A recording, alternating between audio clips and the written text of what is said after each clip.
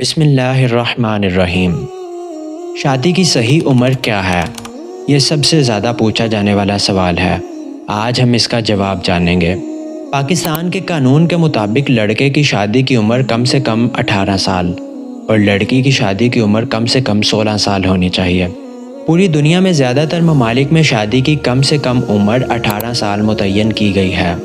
اسلام نے شادی کی کوئی خاص عمر نہیں بتائی۔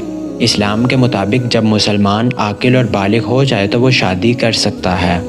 نبی رحمت صلی اللہ علیہ وسلم نے 25 سال کی عمر میں حضرت خدیجہ الکبریٰ سے شادی فرمائی، جس وقت ان کی عمر 40 سال تھی۔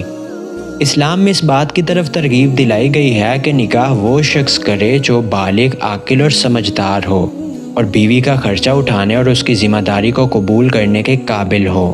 اس کے لیے عمر کی قید نہیں، بلکہ وہ شخص 18 سال کی عمر میں بھی اس قابل ہو سکتا ہے اور 30 سال کی عمر میں بھی۔ سنن نسائی کی حدیث نمبر 3210 ہے۔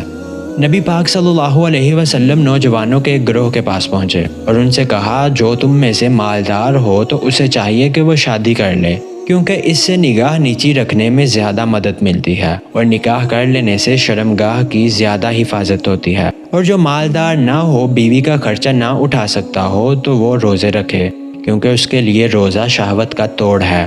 سنن نسائی کی حدیث نمبر 3214 ہے۔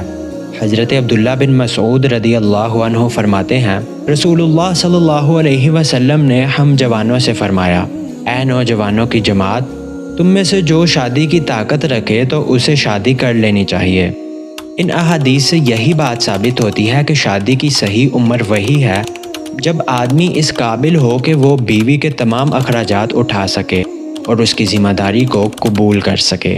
اللہ تعالیٰ آپ کو اور مجھے اسلام کے مطابق زندگی گزارنے کی توفیق عطا فرمائے، آمین۔